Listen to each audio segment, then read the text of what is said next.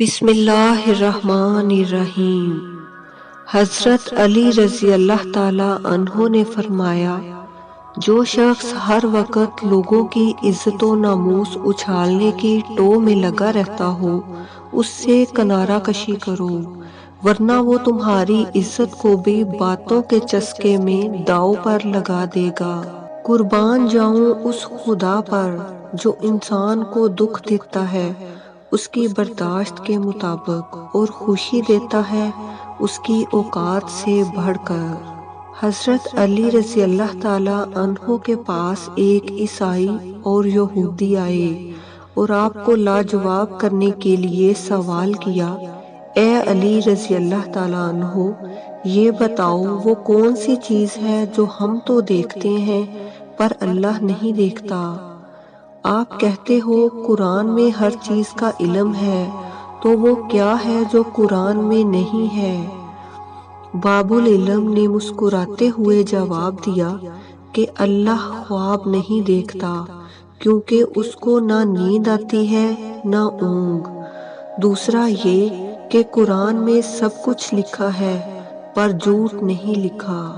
ایک یہودی نے حضرت علی رضی اللہ تعالی عنہ سے کہا کہ تمہارا اللہ نظر کیوں نہیں آتا؟ حضرت علی رضی اللہ تعالی عنہ نے کہا کہ تم سورج کو غور سے دیکھو۔ اس نے کہا، میں اس کو نہیں دیکھ سکتا۔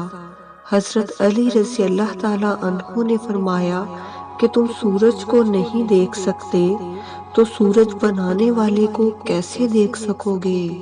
کسی کو تم دل سے چاہو اور وہ تمہیں ٹھکرا دے تو وہ اس کی بد نصیبی ہے، تمہاری نہیں۔ برائی کی مثال ایسی ہے جیسے پہاڑ سے نیچے اترنا، ایک قدم اٹھاؤ تو باقی قدم اٹھتے چلے جاتے ہیں، اور اچھائی کی مثال ایسی ہے جیسے پہاڑ پر چڑھنا، ہر قدم پچھلے قدم سے مشکل ہے مگر ہر قدم پر بلندی ملتی ہے۔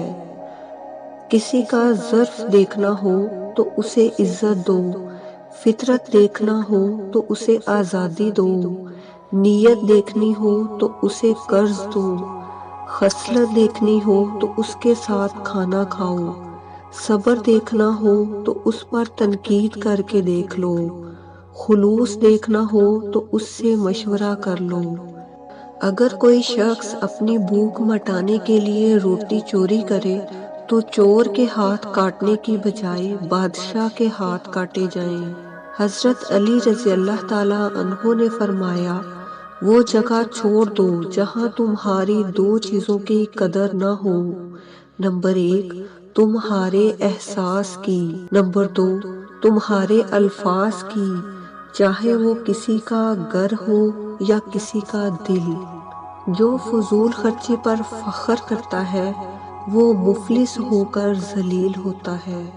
اپنے گھروں سے مکڑیوں کے جالے دور کرو، کیونکہ انہیں گھروں میں لگا ہوا چھوڑ دینا ناداری کا باعث ہوتا ہے۔ قبرستان ایسے نوجوانوں سے بھرے ہوئے ہیں جو بڑھاپے میں توبہ کرنے کے خواہش مند تھے۔ انسان کے آنسو اس وقت مقدس ہوتے ہیں جب وہ کسی اور کے دکھ اور تکلیف کو محسوس کر کے نکلیں۔ دل کو قابو میں رکھنا اور اختیار ہونے کے باوجود ناجائز خواہشات پر عمل نہ کرنا، یہی اصل مردانگی ہے۔ لوگوں کے دلوں میں اپنا مقام اس طرح بنا لو کہ مر جاؤ تو تمہارے لیے روئیں اور اگر زندہ ہو تو تم سے ملنا پسند کریں۔ بارش کا پانی پیو کہ وہ بدن کو صاف کرتا ہے، بیماریوں اور دردوں کو بدن سے نکال دیتا ہے۔ صرف دو لوگ مقدر والے ہوتے ہیں، ایک وہ جنہیں وفادار دوست ملتا ہے اور دوسرے وہ جن کے ساتھ ماں باپ کی دعائیں ہوتی ہیں۔ تین چیزیں انسان کو اللہ سے دور کرتی ہیں: اپنے اعمال کو زیادہ سمجھنا، اپنے گناہوں کو بھول جانا، اپنے آپ کو سب سے بہتر سمجھنا۔ تین چیزیں ایمان کو تباہ کر دیتی ہیں: امیروں کی محفل، عورتوں کی صحبت، جاہلوں سے بحث۔